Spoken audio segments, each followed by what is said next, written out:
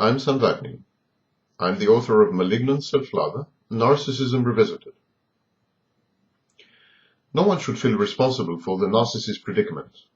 To him, others hardly exist. He is so enmeshed in himself and in the resulting misery of this self-preoccupation that he notices no one else. Other people are subjects on which he projects his rage, his wrath, his repressed and suppressed and mutating aggression, and finally his ill-disguised violence. How should the narcissist's closest, nearest and dearest cope with his eccentric vagaries? The short answer is by abandoning him, or at least by threatening to abandon him. The threat to abandon the narcissist need not be explicit or conditional. For instance, if you don't do something or if you do it, I will ditch you. It is sufficient to confront the narcissist, to completely ignore the narcissist, to insist on respect for one's boundaries and wishes, or to shout back at him. The narcissist takes these signs of personal autonomy to be a harbinger of impending separation, and he reacts with anxiety. The narcissist is tamed by the very same weapons that he uses to subjugate others. The specter of being abandoned looms large over everything else. In the narcissist's mind, every discordant note presages solitude, the resulting confrontation with his own self. The narcissist is a person who is irreparably traumatized by the behavior of the most important people in his life, his parents, role models, or even peers. By being capricious, arbitrary, and sadistically judgmental, these people molded the narcissist into an adult who fervently and obsessively tries to recreate the trauma in order, this time around, to resolve it. We call this a repetition complex. Thus, on the one hand, the narcissist feels that his freedom depends upon reenacting these early experiences. On the other hand, the narcissist is terrified by this prospect. Realizing that he is doomed to go through the same traumas over and over again, the narcissist distances himself by using his aggression to alienate, humiliate, and in general to be emotionally absent. This behavior brings about the very consequence that the narcissist so dreads, abandonment. But this way, at least, the narcissist is able to tell himself and others that he was the one who had fostered the separation, that it was fully his choice, and that he was not surprised by it.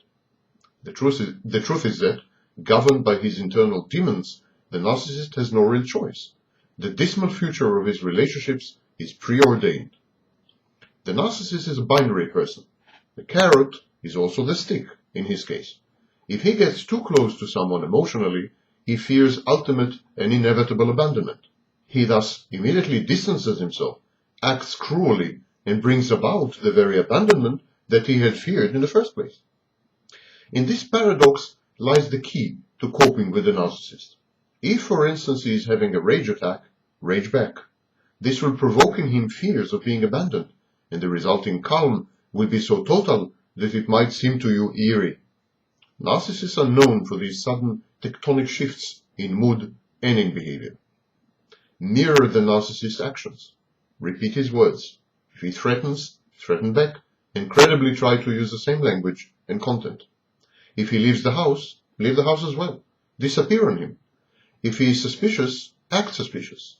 Be critical, denigrating, humiliating. Go down to his level, because that's the only way to penetrate his thick defenses.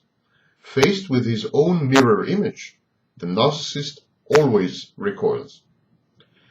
We must not forget that the narcissist behaves the way he does in order to engender and encourage abandonment. When mirrored, the narcissist dreads imminent and impending desertion, which is the inevitable result of his actions and words. This prospect so terrifies him that it induces in him an incredible alteration of conduct. He instantly succumbs and obsequiously tries to make amends, moving from one cold, bitter, cynical, misanthropic, cruel, and sadistic pole to another. He becomes warm, loving, fuzzy, engulfing, emotional, maudlin, and saccharine. The other coping strategy is, of course, to abandon, to give up on the narcissist.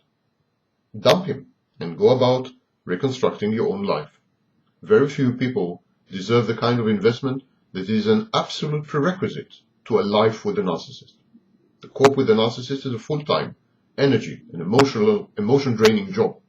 which reduces people around the narcissist to insecure, nervous wrecks. Who deserves such a sacrifice? Definitely not the narcissist. No one to my mind, not even the most brilliant, charming, breathtaking, and suave narcissist, has the right to demand such self-sacrifice. The glamour and trickery wear thin, and underneath them a monster lurks, which irreversibly and adversely influences the lives of those around him for the worse. Narcissists are incorrigibly and notoriously difficult to change. Thus, trying to modify them, to heal them, to cure them with love, is doomed to failure. You should either accept them as they are, or avoid them altogether. If one accepts the narcissist as he is, one should cater to his needs. His needs are part of what he is. Would you have ignored a physical handicap in someone? Would you have not assisted a quadriplegic? The narcissist is an emotional cripple. He needs constant adulation. He cannot help it. So if one chooses to accept the narcissist, to live with him, to remain in an intimate relationship with him, it is a package deal. All his needs, demands, requirements included.